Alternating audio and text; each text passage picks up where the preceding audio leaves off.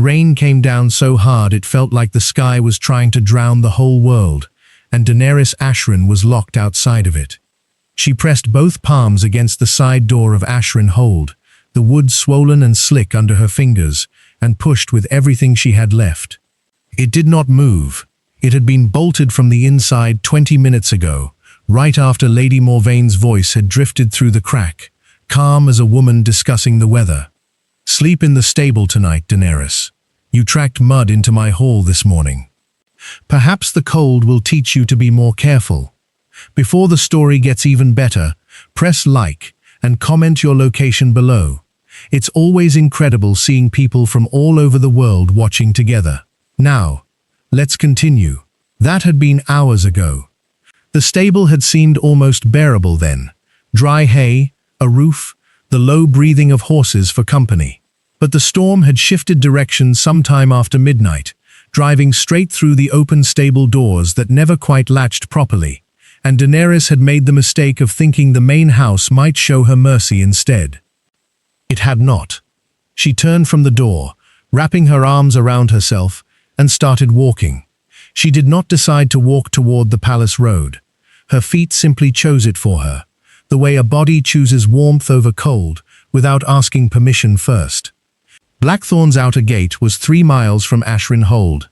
She had heard the guards spoke kindly there, that a servant girl caught in weather like this might at least be given a dry corner to wait out the storm.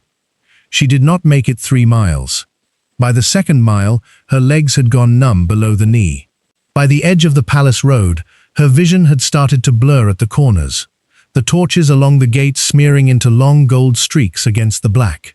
She told herself to keep moving. She told herself the way she always told herself things, quietly, without expecting anyone to answer back. Just a little further. You have survived worse than rain. She had survived worse.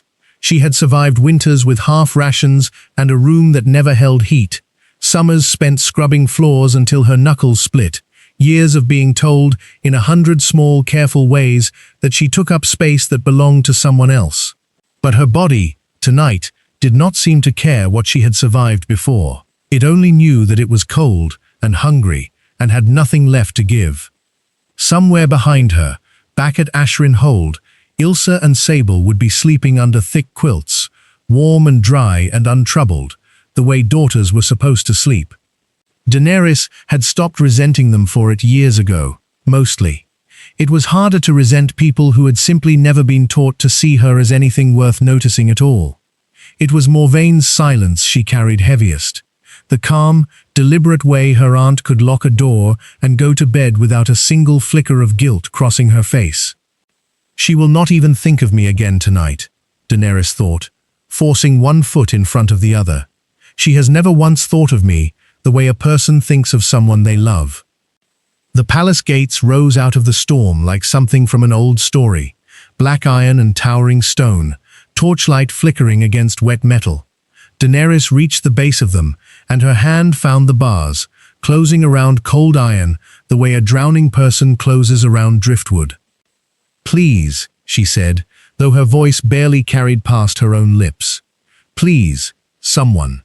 No one came. The guards, if there were any posted this far along the outer wall, were sheltered somewhere she could not see, and the storm swallowed whatever sound she still had left in her. Her knees buckled first, then her grip on the bars, and the last thing Daenerys registered clearly was the cold, wet stone rushing up to meet her, and a strange, distant warmth blooming somewhere behind her ribs, as if something ancient inside her had just woken up and started screaming a single word. "Mate." Inside the palace walls, King Hersey Stormrend was not sleeping either. He stood at the window of his private study with a report from the northern border in his hand. Unread for the better part of an hour, his wolf restless beneath his skin in a way it had not been in years. He told himself it was the storm. Wolves did not care for storms. The crack of thunder too close to the crack of a hunter's weapon, buried deep in old instinct. But this restlessness felt different.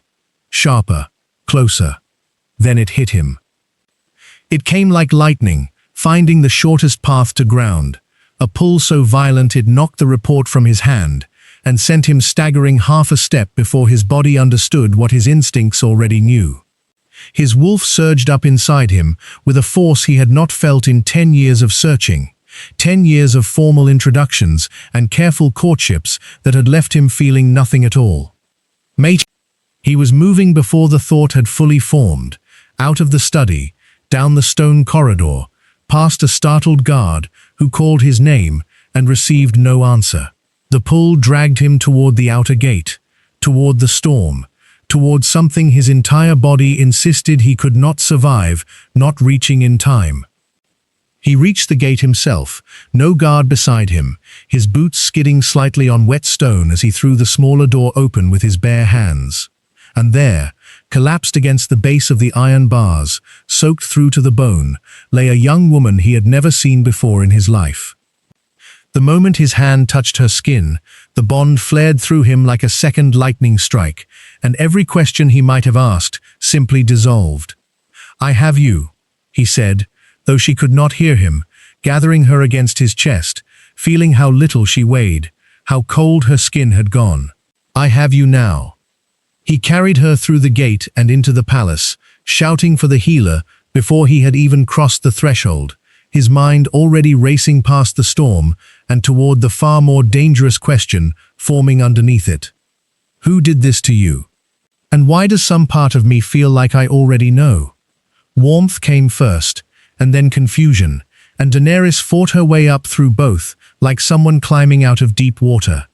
The ceiling above her was carved stone, unfamiliar, lit gold by a fire she could hear crackling somewhere to her left. A blanket, thick and soft in a way nothing in her life had ever been soft, lay tucked around her shoulders. For one terrible second she thought she was dreaming, and the fear that came with that thought, the fear of waking up back on the cold stone by the gate, was sharp enough to pull a small sound from her throat. "Easy," a woman's voice, calm and low. "You are safe. No one here means you harm." Daenerys turned her head and found a healer sitting close by, grey hair pulled back, kind lines around tired eyes. "My name is Maelis," the woman said. "You collapsed at the palace gate 2 nights ago. The king found you himself."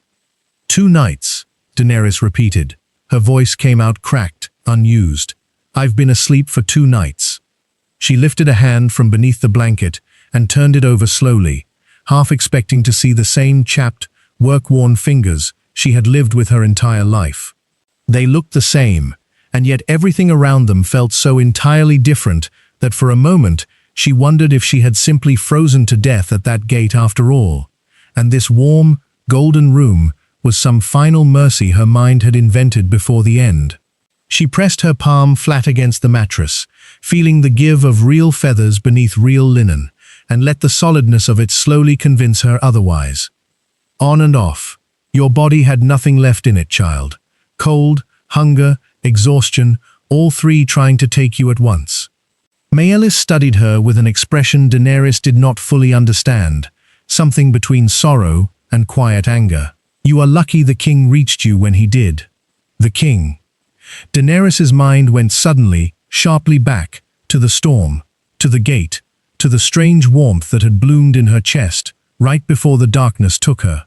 She had assumed it was simply her body shutting down. She had not let herself imagine anything more than that. "Why would the king carry me himself?" Daenerys asked slowly. "I'm no one. I work in Lady Morvaine's household. I clean floors and mend linens. Kings do not carry servant girls through their own gates." Maelis's expression softened into something Daenerys had rarely been shown in her life. Genuine gentleness, offered without a price attached. "They do," Maelis said quietly, "when the bond chooses them." Before Daenerys could ask what that meant, the door opened and the king himself stepped into the room. He looked different from the vague, towering rumor she had heard whispered about in Ashrin Hold's kitchens, the terrifying Alpha King of Blackthorn, who was said to have no patience and less mercy. This man looked tired in a way that softened him, dark hair slightly damp, as though he had come straight from washing off 2 sleepless nights, grey eyes that found her the moment he entered, and did not look away again. "You're awake." His voice carried a relief he did not try to hide. Daenerys pulled the blanket a little tighter around herself, suddenly aware of how she must look, how small and unworthy of a king's attention. "Your Majesty, I don't understand what's happening. Why am I here?" Cersei crossed the room and settled into the chair Meleys had vacated, close enough that Daenerys could see the exhaustion still lingering under his eyes. "The bond," he said simply. "It formed the moment I touched you at the gate. I have searched for a mate for 10 years, Daenerys. I had nearly given up believing one existed for me at all." Her breath caught. "You know my name." "The bond gave it to me," Cersei admitted. "The way it gives certain things, without needing to be told. I know your name. I know, from the state I found you in, that you were locked outside in a storm and left there. What I do not yet know is why, and I intend to find out." Daenerys felt old habits rising in her chest, the instinct to shrink, to explain it away, to protect the household that had never once protected her. "It was a small punishment," she said quietly. "I tracked mud into the hall. Lady Morvayn has rules." Cersei's grey eyes hardened, though his voice stayed level. "Rules do not include a storm cold enough to nearly kill you, Daenerys. I have seen enough cruelty dressed up as discipline to recognize the difference immediately. And what happened to you at that gate was not discipline. It was neglect, at best. Something far darker, at worst." Daenerys said nothing, because she did not trust her voice not to shake if she tried. "You do not have to explain anything to me tonight," Cersei said, gentler now, seeing how tightly she had curled into herself. "Tonight, you rest. You eat something warm, slowly, the way Meleys instructs. Tomorrow, if you're willing, we can talk further. But know this." He leaned forward slightly, his voice low and certain. "Whatever they told you about your worth in that household, it was a lie. The bond does not choose people who are worth nothing, Daenerys. It chose you because of exactly who you are." Something inside Daenerys's chest ached at the words, a bruised, unfamiliar feeling, like pressing on a wound she had not realized was still open after all these years. "I don't know how to believe that," she admitted softly. "Then let me believe it for both of us," Cersei said, "until you're ready to believe it yourself." Daenerys studied him carefully, searching his face for the flattery she had learned to expect from anyone who wanted something from her, whether coin, labor, or simply her silence. She found none of it. What she found instead was a kind of patience she did not have a name for yet. The patience of a man used to waiting years for something he had almost stopped believing existed. "Most people," she said slowly, "decide what I'm worth before they've spoken a single word to me. A servant's dress does that. So does a downturned gaze. I've learned to expect it. I am not most people," Cersei said, "and you are not wearing a servant's dress tonight. You are wearing whatever Meleys could find on short notice, and tomorrow you will be wearing whatever you choose, because nothing in this palace belongs to anyone but you to decide anymore." Something in Daenerys's chest cracked slightly at that, not from pain this time, but from the simple, dizzying fact that no one had ever handed her a choice before and meant it. He rose to leave her to rest, but paused at the door, glancing back at her with an expression she would spend the rest of the night turning over in her mind. Not pity. Not simple curiosity. Something that looked almost like recognition, as though some part of him had been searching for her specifically, long before the storm, long before the bond had ever named her. The nightmare came the way it always did, sudden and airless, and Daenerys woke gasping in the unfamiliar softness of the palace bed, her heart slamming against her ribs. In the dream she had been 9 years old again, standing outside the kitchen door of Ashrin Hold, knocking with small, useless fists, while Lady Morvayn's voice drifted through the wood, telling the staff not to answer. Let her learn patience. She had learned it.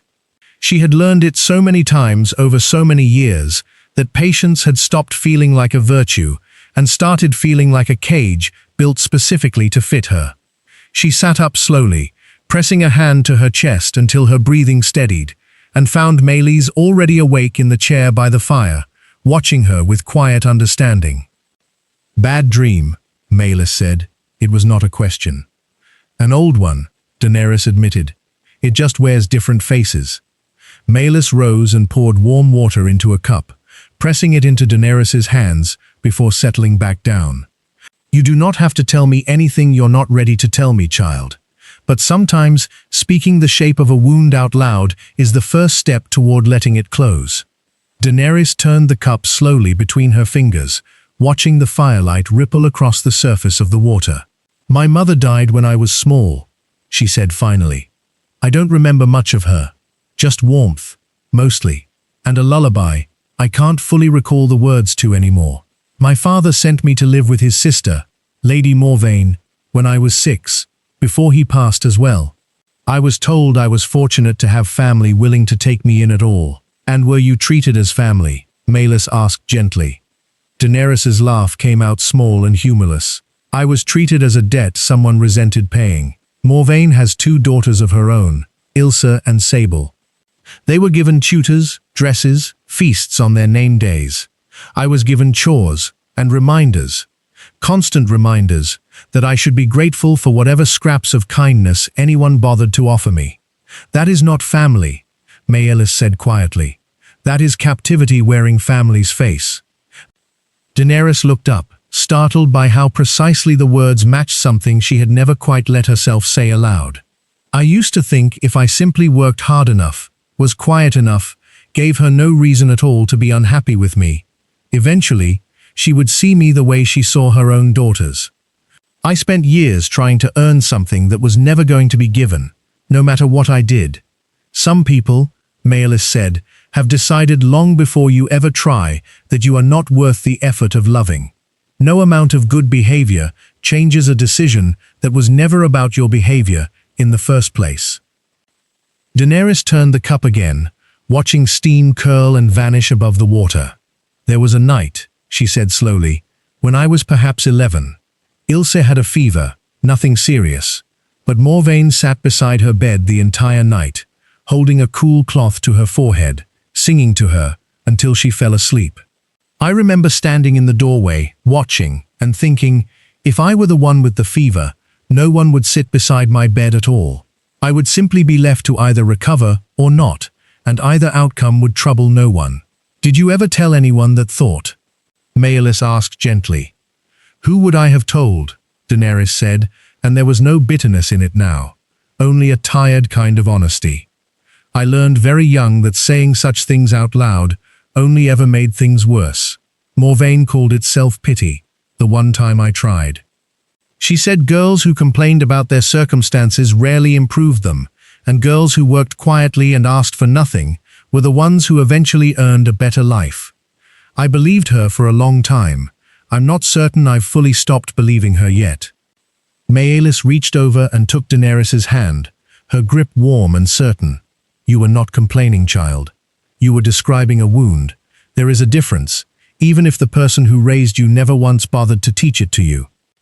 The words settled over Daenerys like something both painful and freeing, and for a long moment she simply sat with them, letting old wounds breathe air they had not been given in years. A soft knock interrupted the quiet, and Hersey's voice came from the other side of the door. May I come in? Maelys said you were awake. Maelys rose, offering Daenerys a small, knowing smile, before slipping quietly out, leaving the two of them alone. Hersey settled into the chair Maelys had vacated, his grey eyes taking in the faint tension still lingering in Daenerys's shoulders. Another difficult night? They're mostly difficult nights, Daenerys admitted. I've simply gotten good at pretending otherwise. You do not have to pretend here, Hersey said. Not with me.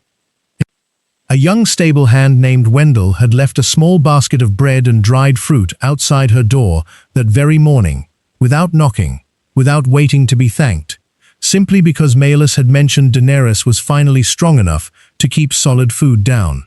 Daenerys had not yet learned enough of Blackthorn's people to understand why a stranger would trouble himself over her comfort with nothing to gain from it. She was beginning to suspect, slowly, that this was simply how people behaved here. Daenerys studied him for a long moment.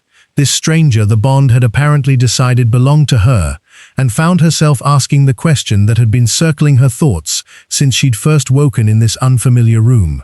Why does this matter so much to you? You barely know me. A bond snapping into place does not erase the fact that I am, in every way that matters to a kingdom, no one important. Something flickered behind Hirci's eyes, quick and complicated, gone before she could fully read it. The bond matters to me because it is rare, and because I have spent a decade believing I would never feel it at all, he said carefully. But what happened to you at that gate would matter to me regardless, Daenerys. Bond or no bond. I have built this territory on the belief that no one within it should ever be left to suffer simply because they have no power to stop it. It was a good answer. A kind one. And yet Daenerys noticed, with the quiet instinct of someone who had spent years reading the smallest shifts in a room to keep herself safe, that it was not quite a complete one. There was something else moving beneath his words, something he had not yet chosen to share. She did not press him on it. Not yet. She had learned, from years inside Ashrin Hold, that some truths only revealed themselves when a person was ready to survive knowing them. "Thank you," she said instead, "for coming for me." "I would come for you every time," Hirci said, and the certainty in his voice was the first thing in a long while that Daenerys let herself, cautiously, begin to trust. The forest beyond the palace walls exploded into motion the instant Daenerys's control finally broke, bones shifting faster than thought, and she hit the moonlit ground on 4 paws with a gasp that came out as a startled animal sound instead of words. It was her 3rd week in Blackthorn, and Maelys had warned her this might happen soon, that a body long starved of safety sometimes held its shift back out of pure survival instinct, only to release it all at once, the moment danger no longer demanded constant vigilance. Daenerys had not expected it to happen in the middle of a quiet evening walk through the palace gardens, her wolf simply deciding, without asking permission, that tonight was the night. She froze in her new shape, paws sinking slightly into damp earth, and looked down at herself in the pale wash of moonlight. Her fur was silver, not grey, not the common dark brown or black she had seen on the palace guards, who occasionally shifted during training. Silver, bright and unmistakable even in shadow, catching the moonlight the way water catches sunlight. She had never seen a wolf marked that way in her entire life. A branch cracked behind her, and Daenerys spun, every instinct sharpening at once, only to find Hirci standing at the edge of the clearing, having clearly followed the sound of her sudden shift. He went very still the moment he saw her, his expression shifting from concern to something far more complicated. "Daenerys," he said quietly, and even in her wolf shape, she understood the sound of her own name, the strange, careful weight he placed on it. "Do you know what color your fur is?" She could not answer him in this form, so she simply held his gaze, watching him slowly cross the clearing toward her, kneeling down until they were closer to eye level. "Silver," Hirci said softly, almost to himself. "I have only ever heard of one bloodline in 3 generations, marked with silver fur, and that bloodline was believed to have ended in the Duskmoor Purge, over 20 years ago." Something in his tone made Daenerys's wolf instincts prickle with unease, and slowly, carefully, she let the shift reverse, bones and skin rearranging themselves, until she knelt in the damp grass in human form once more, wrapped hastily in the light cloak she had discarded moments before her first change. "What is the Duskmoor Purge?" she asked, her voice unsteady, both from the shift and from the strange gravity in his expression. Hirci helped her to her feet, guiding her toward a stone bench at the clearing's edge before he answered, choosing his words with obvious care. Duskmoor was an allied kingdom, generations ago, ruled by a royal wolf line marked by silver fur, a trait so rare it was considered a sign of favor from the old gods themselves. My own family swore an oath of protection to that line, generations back, when the alliance was first formed. "What happened to them?" Daenerys asked, though something cold was already settling low in her stomach. "A rival faction wanted Duskmoor's territory and its influence," Hirci said grimly. "They orchestrated what became known as the Purge, wiping out most of the royal line in a single, brutal night. It was believed no one survived. My family has carried the failure of that broken oath for 2 decades. His grey eyes met hers, steady and searching. Daenerys, who was your mother? Daenerys's breath caught somewhere in her throat. I don't know very much about her. She died when I was small. My father rarely spoke of her, and Morvayn spoke of her even less, usually only to remind me that whatever I inherited from her side of the family was clearly nothing of value. What was her name? Isolde, Daenerys said quietly. Isolde of the Silver Line, my father used to call her, though I always assumed it was simply an old term of affection. Hirsi went very still, and for a long moment he said nothing at all, staring at her with an expression she could not fully name, wonder and grief, and something that looked disturbingly close to guilt, tangled together behind his eyes.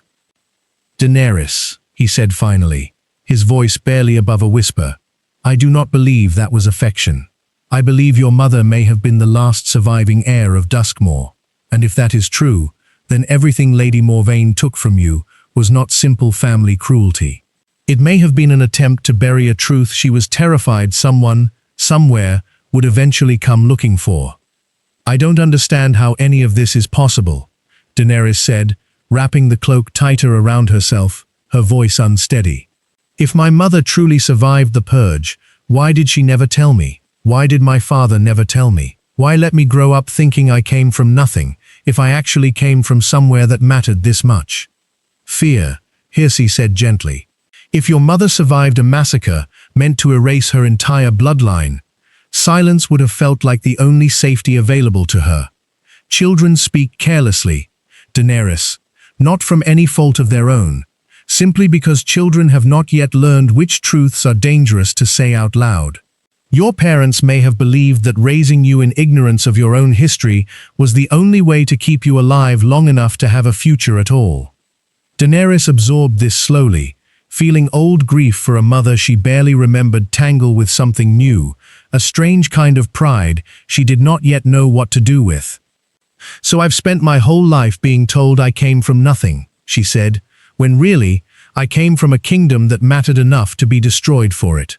You came from a bloodline, someone feared enough to try erasing entirely, Hirsi said, and you survived anyway, without even knowing you were surviving anything at all. That is not nothing, Daenerys. That may be one of the most extraordinary things I have ever heard. The forest around them seemed to hold its breath, and Daenerys felt the careful, fragile foundation of the life she thought she understood begin, quietly, to crack open beneath her feet. The council chamber fell silent the moment the old record scroll was unrolled across the long table, its edges brittle with age, ink faded, but still legible enough to read the words that mattered most. Isolde, silver-marked, last daughter of the House of Duskmore. Daenerys stared at the name written in a hand more elegant than her own, feeling as though the ground had shifted permanently beneath her. Around the table sat Hirsi, his sharp-eyed younger sister Rissa, who served as Blackthorn's beta and second in command, a broad-shouldered advisor named Corwyn Drake, who had spent the better part of 2 days combing through Blackthorn's oldest archives the moment Hirsi had shared his suspicion, and a quieter, watchful man near the end of the table named Torryn Vale, one of Hirsi's longest-serving council advisors. It is more than a suspicion now, Corwyn said, tapping the scroll carefully. There are 3 separate records confirming Isolde of Duskmore survived the purge and fled north, into territory that later became part of Ashrin Hold's lands. If Daenerys is her daughter, then she is the last living heir of an entire royal bloodline, believed extinct for 20 years. Rissa, who had barely looked up from studying Daenerys since the meeting began, finally spoke. That would explain the silver fur. It would also explain why Lady Morvayn worked so hard to keep her hidden and diminished. A servant girl draws no attention. An heir to a fallen kingdom draws exactly the kind of attention that got her mother killed in the first place. Daenerys's hands had gone cold in her lap. You're saying Morvayn wasn't simply cruel, she said slowly. You're saying she may have believed she was protecting me. It is possible both things are true, Hirsi said carefully. Cruelty and a warped kind of protection are not always separate choices. Sometimes, Fear curdles into something that looks identical to hatred, even when the original impulse was different. Daenerys absorbed this in silence, feeling old anger and new confusion tangled together painfully in her chest. 20 years of believing herself unwanted, unworthy, a burden tolerated out of obligation, and now the possibility that some of that cruelty had been born from fear instead of simple contempt. It did not erase the years of hunger, the locked doors, the storm that had nearly killed her, but it complicated a story she had spent her entire life believing was simple. "What does this mean now?" Daenerys asked, forcing her voice steady. "If it's true, if I really am this missing heir." Corwin exchanged a glance with Cersei before answering. "It means several things, some of which will not be simple to navigate. Duskmoor's old allies, including Blackthorn, swore protection oaths to that bloodline. Your survival, once known, restores certain claims and alliances that vanished with the Purge. It also means the faction responsible for the Purge, a group still active today, calling themselves the Ash Covenant, may see you as unfinished business." The word danger did not need to be spoken aloud. It sat heavily in the room regardless. "For what it's worth," Torrin offered quietly from the end of the table, his tone measured and thoughtful, "I would advise caution before announcing any of this beyond this room. The fewer who know Duskmoor's heir survived, the fewer opportunities the Ash Covenant has to act on it. Let us move carefully, Your Majesty, until we better understand what we're protecting her from." Daenerys found herself nodding along with the suggestion, grateful for a voice in the room that seemed focused, above all, on her safety. Daenerys turned to Cersei, searching his expression for something she needed to understand before she could process anything else. "Is that why the Bond chose me?" she asked quietly. "Because some part of you already sensed what I might be, politically, before you ever knew my name?" Cersei's expression tightened, and for the first time since she had met him, Daenerys saw something like uncertainty cross his features. "The Bond does not work that way, Daenerys. It responds to something deeper than politics, something neither of us controls." "That isn't quite an answer," Daenerys said softly, an old wound reopening beneath the words, the same fear that had followed her through every year of her life. "Am I wanted for myself, or only for what I can provide someone else? I did not know who you were when the Bond chose you," Cersei said firmly, holding her gaze without flinching. "I felt the pull before I ever learned your name, before I ever suspected anything about Duskmoor. What we have discovered since is a truth about your bloodline, Daenerys, not a reason for why I chose you. Those are two separate things, and I need you to understand the difference, because I refuse to let you spend the rest of your life doubting whether you were wanted for yourself." Daenerys wanted, desperately, to believe him completely, but 20 years of being valued only for what she could provide, chores completed, obligations fulfilled, had carved a groove of doubt so deep that even sincere words struggled to fill it entirely. "I want to believe you," she admitted quietly.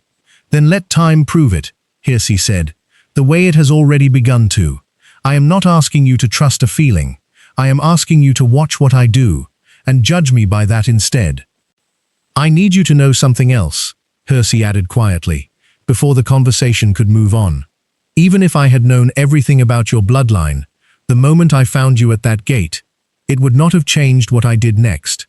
I would have carried you inside regardless.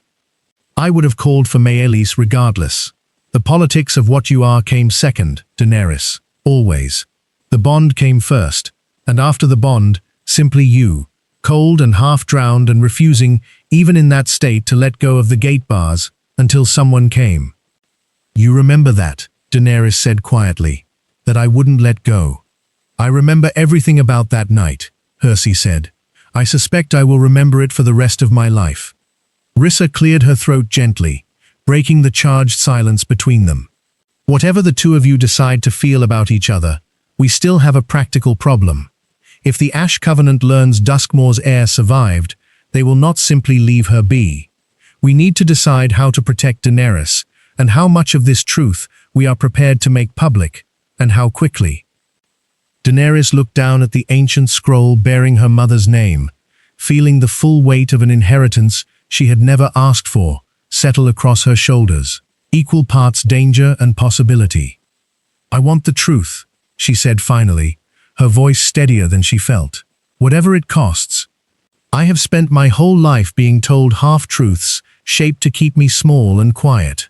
I am done living inside someone else's careful lies, even if the truth this time is far larger and far more dangerous than anything I imagined." Hirsi reached across the table, resting his hand gently over hers, grey eyes warm with quiet pride. "Then we face it together," he said, "exactly the way we've faced everything since the gate." The messenger's horse arrived lathered and shaking 3 days later, carrying a sealed letter bearing the crest of Ashrin Hold, and the entire household seemed to hold its breath the moment word of its origin spread. Lady Morvain requested an audience. Daenerys stood at her window watching the carriage roll through Blackthorn's gates. 2 days after that, black lacquered wood trimmed in gold, entirely too fine for a household that had never once spent that kind of coin on Daenerys's behalf. Morvain stepped down first, dressed in deep emerald silk, her chin lifted in the same careful, practiced composure Daenerys remembered from every important gathering of her childhood. Behind her came Ilsa and Sable, both visibly nervous despite their fine clothing, glancing around the unfamiliar grandeur of Blackthorn with wide, uncertain eyes. "I don't want to see her," Daenerys admitted to Rissa, who had come to sit with her, sensing she should not be alone for this. "You don't have to," Rissa said firmly. "Hirsi is meeting with her first. You'll only be present if and when you choose to be." But curiosity, old and stubborn, pulled Daenerys toward the corridor outside the receiving hall regardless, close enough to catch fragments of raised voices through the heavy door. "I only ever tried to protect her," Morvain's voice carried, sharp with practiced grief. "You do not understand what it was like, Your Majesty. Raising a child marked by a bloodline the Ash Covenant had already slaughtered once. Every kindness I withheld to keep her invisible. Every hardship I gave her taught her to disappear into a crowd, to never draw attention, because attention, for a Duskmoor heir, has only ever meant death." Daenerys's chest tightened painfully, old anger and new, unwanted understanding warring inside her at once. "That does not explain locking a child outside in a storm, cold enough to nearly kill her," Hirsi's voice replied, hard and unyielding. "Protection does not starve a child for years, Lady Morvain. Protection does not require decades of cruelty to maintain a disguise. You think I wanted to raise her that way?" Morvain's voice cracked, just slightly, just enough to sound almost genuine. "Every soft moment I allowed myself with her felt like a mistake I could not afford to make twice. I told myself if she never felt beloved, never felt important, she would never accidentally reveal what she was to anyone dangerous enough to notice. I built her a cage, Your Majesty, because the alternative I feared was a grave." Daenerys pressed a hand against the cold stone wall, feeling something complicated and painful bloom in her chest. She wanted to believe this was simply another practiced lie, another clever excuse constructed to escape consequence, the way Morvain had escaped consequence for cruelty her entire life. But some small, exhausted part of her recognized the shape of real fear beneath the words, however badly it had been translated into 2 decades of harm. She stepped into the room before she had fully decided to. Every head turned toward her, and Morvain's composure faltered for the first time, something like genuine surprise crossing her features at the sight of Daenerys, standing tall in the doorway, dressed simply but steadily, no longer the trembling servant girl who used to flinch at the sound of her name being called. "Daenerys," Morvain said, her voice unsteady now, in a way Daenerys had never once heard from her in 20 years. "You could have told me," Daenerys said quietly, her voice carrying clearly across the silent chamber, "even a fraction of the truth. You could have said, Daenerys, there are people who might hurt you if they knew who your mother was, so we must be careful. Instead, you let me believe, for my entire childhood, that I was simply unworthy of love. That is not protection, Morvain. That is a wound you chose to hand me instead of a warning. Morvaine's eyes filled, though whether from genuine remorse or simple desperation, Daenerys could not fully tell, and found, to her own surprise, that she no longer needed to know for certain in order to move forward. "I am sorry," Morvaine whispered, "for however little that is worth to you now." "It's worth something," Daenerys admitted honestly. "It does not undo what happened. It does not erase the storm, or the hunger, or the years of feeling invisible in my own home. But I believe you are sorry, even if I do not believe it excuses what you allowed yourself to do." Ilsa, who had stayed silent near the back of the room until now, stepped forward hesitantly. "I used to sneak you bread sometimes," she said quietly, not quite meeting Daenerys's eyes. "When we were younger, I never had the courage to do more than that. I've thought about it often, since word of everything reached us. I'm sorry it was never enough." "It was more than nothing," Daenerys said, surprising herself with how easily the words came. "I remember the bread, Ilsa. I remember wondering, every time, why you never told anyone you'd given it to me." "Because I was afraid of what Mother would do," Ilsa admitted. "To both of us." Daenerys nodded slowly, understanding the shape of that fear intimately, having lived inside a version of it her entire childhood. "Fear built this whole house," she said, half to herself. "It's strange, realizing that now. I always thought cruelty was the foundation. It was only ever fear wearing cruelty's face." Hirsi watched the exchange carefully, his expression unreadable, before finally speaking. "Whatever your original intentions, Lady Morvaine, the harm was real, and Pack law does not simply forgive harm because fear once justified its beginning. There will still be a formal accounting of what was done here, but I will ensure the Council understands the full context you have provided today." Morvaine nodded slowly, some of the fight visibly leaving her posture, replaced by something closer to exhausted resignation. As the meeting drew to a close, and Morvaine was escorted toward guest quarters to await the Council's further judgment, Daenerys remained standing in the center of the room, feeling strangely hollow, the anger she had carried for so long, now tangled with a complicated grief, for a truth far messier than simple villainy. "Are you all right?" Hirsi asked softly, coming to stand beside her. "I don't know yet," Daenerys admitted. "I think I finally understand why she did what she did. I don't think understanding is the same thing as forgiving." "It doesn't have to be," Hirsi said gently. "You are allowed to hold both at once. Understanding and the right to still demand accountability." Daenerys leaned slightly into his steady presence, watching the empty doorway where Morvaine had disappeared, and let herself sit with a truth she had not expected to face tonight. That some stories never resolve into simple villains and simple victims, no matter how badly a person might wish they would. The attack came without warning, the way real danger always does, 3 riders breaking from the tree line, just as Daenerys and Rissa crossed the narrow bridge over Blackthorn's lower creek. Daenerys felt the shift in the air, before she consciously understood why, an old survival instinct sharpening every sense at once, and she barely had time to shout a warning before the first rider's horse crashed through the underbrush directly toward them.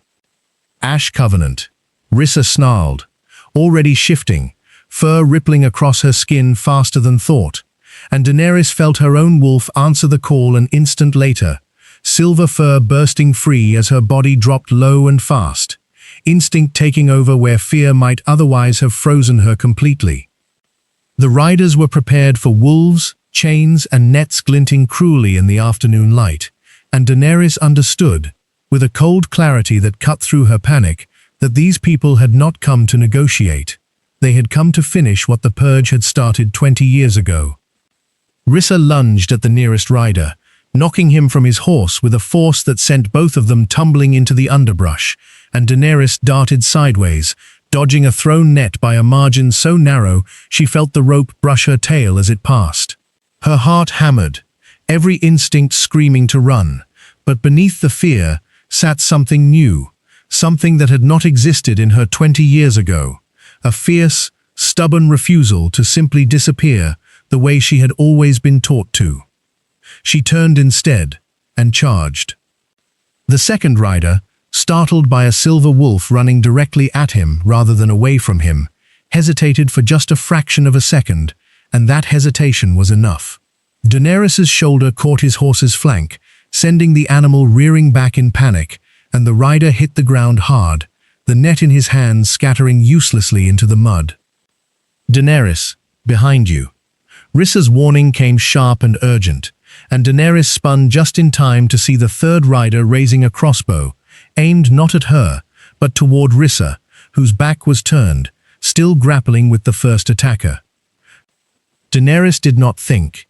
She simply moved, closing the distance faster than she had ever moved in her life, and slammed into the third rider's side just as the bolt released, sending it wide, burying harmlessly into a nearby tree instead of finding its intended target. The impact sent both Daenerys and the rider tumbling, and as they hit the ground together, the splintered edge of his crossbow's stock caught her side, tearing skin and drawing a thin line of blood before the weapon was knocked loose from his grip entirely. She rolled clear, breathing hard, silver fur streaked with mud and a thin line of blood along her side, but alive, and Rissa, alive as well, having finally subdued the first attacker with the help of palace guards now thundering across the bridge, drawn by the commotion. The remaining two riders, seeing reinforcements arrive, abandoned their fallen companion and fled back into the tree line, disappearing before the guards could give proper chase. Daenerys shifted back to human form the moment the danger passed, sinking to her knees in the mud, adrenaline draining out of her all at once and leaving her shaking in its wake. Rissa knelt beside her immediately, pressing a hand carefully against the shallow wound along Daenerys's side. "You saved my life," Rissa said, still breathing hard, disbelief coloring her voice. "You could have run. Your instincts would have understood if you had." "I couldn't," Daenerys said simply, her voice unsteady but certain. "Not when it would have cost you yours." Word reached Hersey before Daenerys and Rissa had even made it back through the palace gates, and he met them halfway down the corridor, his expression cycling rapidly from relief to barely controlled fury the moment he saw the blood along Daenerys's side.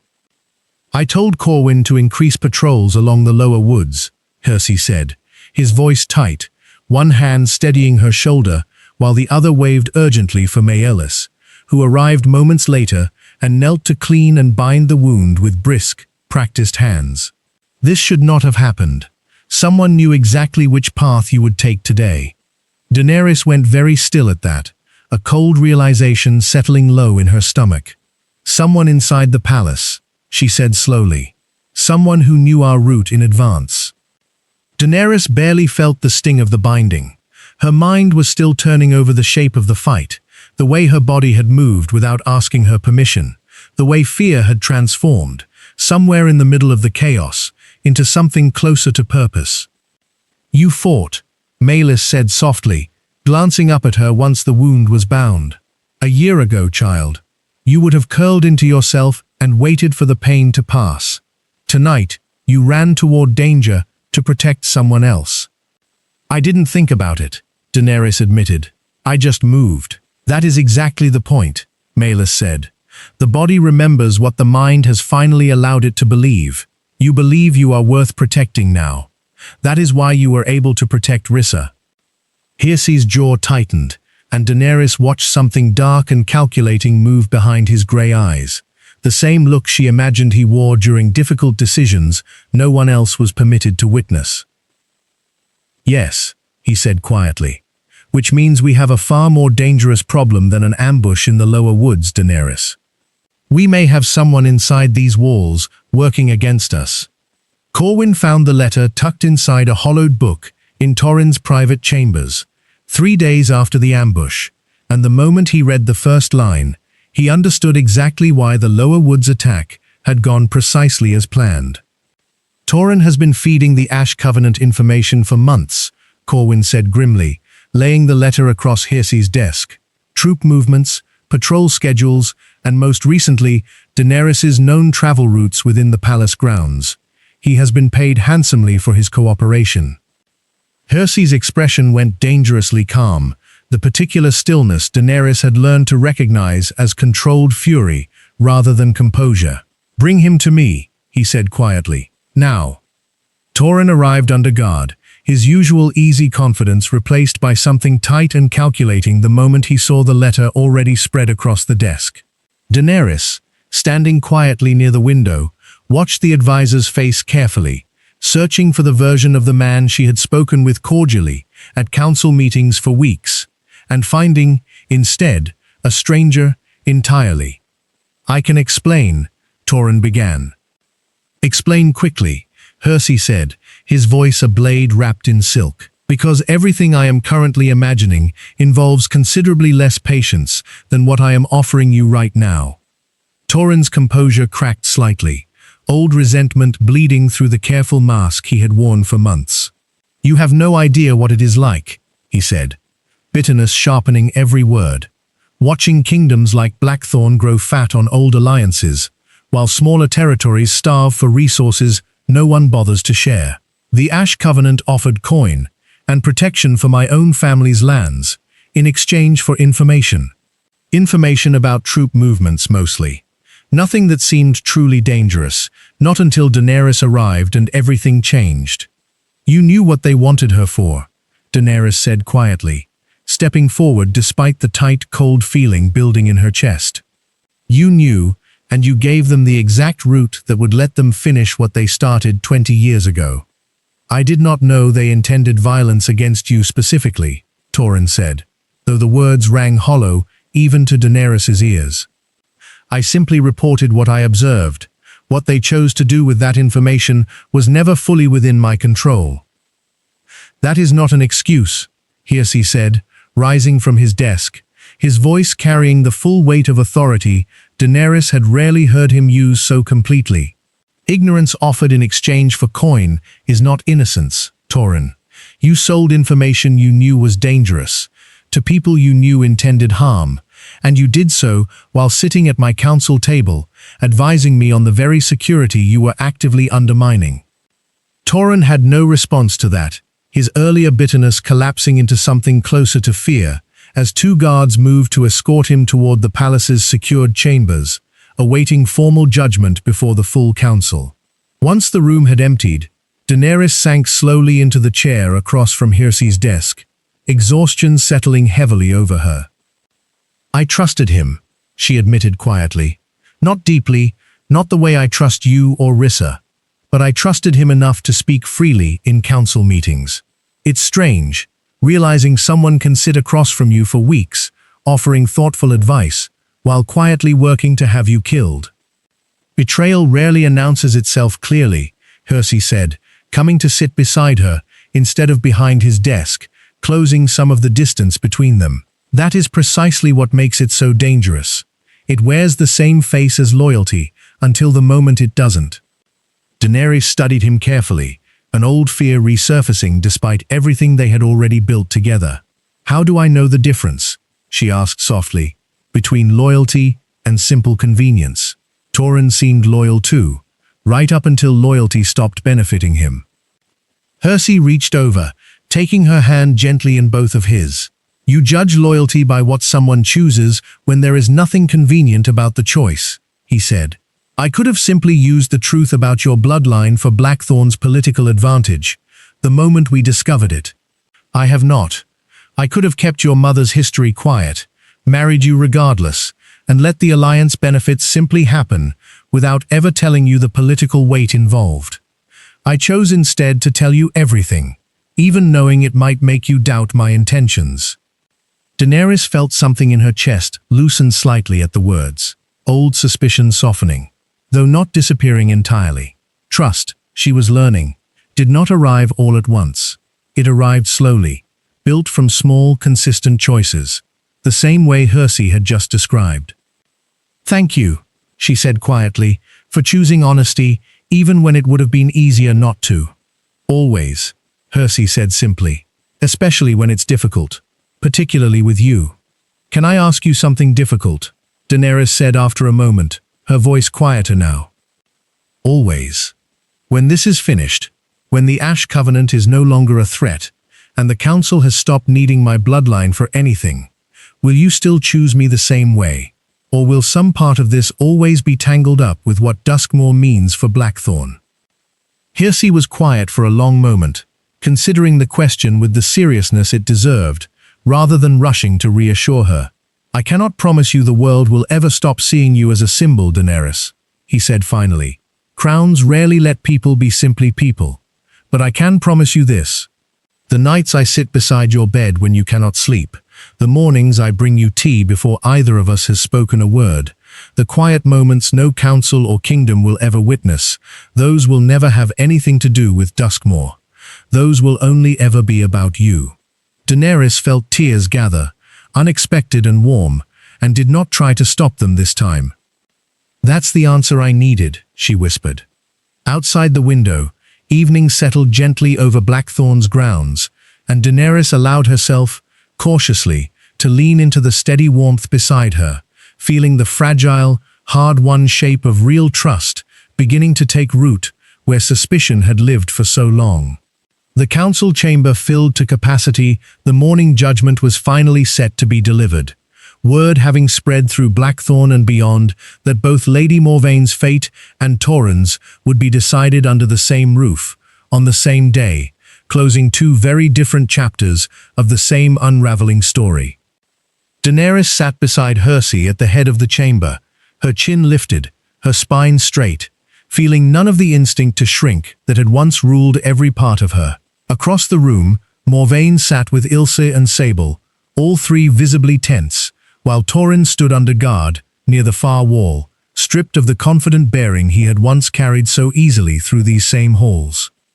Corwin rose first, presenting the full account of Torrhen's betrayal, the letters, the payments, the deliberate leak of Daenerys's travel route that had nearly cost both her and Rissa their lives. The chamber listened in tense silence as the evidence mounted, undeniable and thoroughly documented. This council, Rissa announced, serving as presiding voice for the judgment, finds Torrhen Vale guilty of treason against Blackthorn, and of deliberately endangering the life of the crown's chosen mate and the king's own sister. He is stripped of all rank and title and exiled beyond Blackthorn's borders, forbidden from ever holding position of trust within any allied territory again. Torrhen's face had gone pale, though he offered no argument, seeming to understand there was none left to offer. As guards led him from the chamber, Daenerys felt a complicated mixture of relief and lingering unease.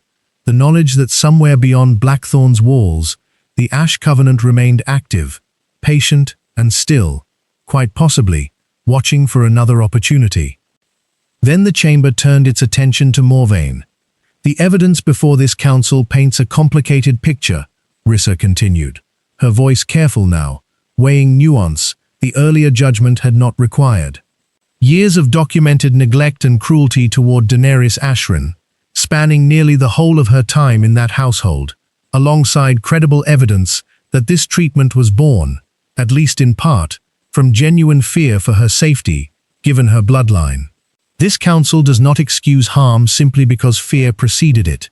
However, context matters in determining appropriate consequence. Morvaine rose slowly, her earlier composure entirely gone, replaced by something quieter and more honest than Daenerys had ever witnessed from her before. I will not insult this council, or Daenerys, by pretending my intentions erase what I allowed to happen, Morvaine said, her voice steady despite its quiet weight. Whatever fear drove my choices, I chose cruelty as its instrument. Again and again, when gentler paths were always available to me. I accept whatever judgment this council delivers. Rissa exchanged a brief glance with Hirsi before continuing. Lady Morvaine Ashrin is stripped of her title and holdings at Ashrin Hold, effective immediately. She will not face exile, given the mitigating circumstances surrounding her fear for Daenerys' safety, but she is permanently barred from any position of guardianship or authority over vulnerable pack members going forward. Ilse and Sable Ashrin retain no inherited claim to their mother's former position and will be required to build their own standing within whatever territory chooses to receive them. The chamber absorbed the judgment in silence, and Daenerys felt, watching her aunt accept the ruling without protest, a strange and unexpected peace settle over the anger she had carried for so long. Not forgiveness exactly, something quieter. The simple relief of finally seeing a complicated truth acknowledged honestly, instead of buried beneath decades of careful denial. Before guards moved to escort her from the chamber, Morvayn turned back toward Daenerys, her expression unreadable. "For whatever it's worth," she said quietly, "I am glad the Bond found someone who will protect you properly. I only wish I had found a way to do the same, without costing you so much to get there." Daenerys rose from her seat, meeting her aunt's gaze steadily. "I believe you did what you believed was necessary," she said, her voice carrying clearly across the silent chamber. "I do not believe it was the only choice available to you. I hope, wherever you go next, you choose differently when fear asks cruelty of you again." Morvayn nodded once, something that looked almost like gratitude flickering behind her eyes, before she was led from the chamber for the final time. Daenerys remained standing long after the room had begun to empty, feeling a quiet she hadn't expected. Not victory exactly, but the relief of a wound too old and too complicated to fully heal finally, at least, allowed to stop bleeding. Hersey came to stand beside her, saying nothing at first, simply offering his steady presence the way he had learned, over these past weeks, was often exactly what she needed most. "It's over," Daenerys said softly, though it did not feel entirely like triumph.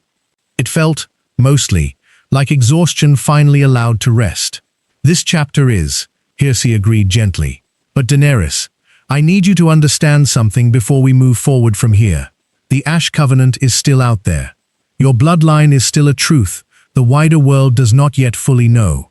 What comes next will require courage of an entirely different kind." Daenerys thought of the storm that had once nearly killed her, of the years of silence she had survived long before she'd ever learned her mother's name, and felt something steady and certain settle into her chest. "I've survived worse than fear," she said quietly. "I intend to survive this too." "I know you will," Hersey said. "I have watched you do it, over and over, since the night I found you at that gate. But you will not do it alone this time. That is the difference now, Daenerys. You once faced every storm by yourself, because no one taught you to expect anything else. That ends here." Daenerys looked out through the tall windows of the council chamber, where the last of the day's rain had softened into a fine mist over Blackthorn's grounds. Nothing like the storm that had once nearly taken everything from her. She thought of the girl who had stood outside a locked door, believing herself unworthy of shelter, and felt, for the first time, a kind of tenderness toward her instead of shame. "Then let them come," Daenerys said quietly. "The Ash Covenant, or whoever else believes a silver-marked girl is still something to be erased. I am done being someone's unfinished business." Rain fell softly over Blackthorn on the evening of Daenerys's coronation, gentle and quiet, nothing at all like the storm that had once left her collapsed against the palace gates with nothing left to give. She stood behind the tall doors of the great hall, listening to the low hum of hundreds of gathered wolves waiting just beyond, and found, to her own quiet surprise, that her hands had stopped trembling. "You look ready," Rissa said beside her, adjusting the final fold of Daenerys's gown with careful hands. "I feel ready," Daenerys admitted. "A year ago, I was locked outside in weather exactly like this, certain no one would ever open a door for me again. Tonight, I'm about to walk through one as queen." Rissa squeezed her hand gently. "The girl who survived that storm is exactly who's carrying you through these doors tonight. Don't forget that, whatever crown they place on your head." The doors opened, and Daenerys walked forward into a hall filled with representatives from Blackthorn and its allied territories, faces that had once regarded her with uncertainty, now offering something warmer, earned slowly over months of demonstrated character, rather than granted simply through her bond to the crown. Hersey waited at the center of the hall, dressed in formal black, his grey eyes finding hers immediately across the crowded room, warmth and quiet pride evident in every line of his expression. Daenerys crossed the hall toward him, each step steadier than the last, the weight of the silver circlet Corwin carried behind her feeling, for the first time in her life, like something she had genuinely earned, rather than something bestowed on her by chance. Rissa, serving as ceremonial voice for the coronation, raised her clear voice to address the gathered crowd.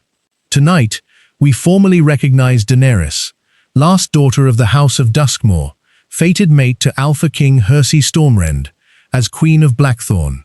Her path to this moment has not been easy, but few among us can claim strength to match what she has shown this past year. A murmur of genuine agreement swept through the hall, and Daenerys felt tears gather, unexpectedly, at the corners of her eyes, no longer from old pain, but from something warmer, something that finally felt like belonging she had not needed to beg for. Cersei turned to face her fully, taking both her hands in his own, his voice carrying clearly across the silent hall. "A storm once tried to convince you that you belong to no one," he said. "Every choice you have made since that night, facing your past honestly, facing danger without flinching, choosing truth, even when it complicated a simpler story, has proven exactly why the bond chose you, and exactly why I am honored beyond words to call you my queen." Daenerys felt the full weight of the moment settle over her, not as a burden, but as something finally, completely her own. "A year ago," she said, her voice steady, despite the emotion tightening her throat, "I believed a locked door was simply my place in the world. I have learned since then that I was wrong, and I intend to make certain no one within our territory is ever left standing outside in a storm again, waiting for someone to finally decide they are worth the trouble of opening a door."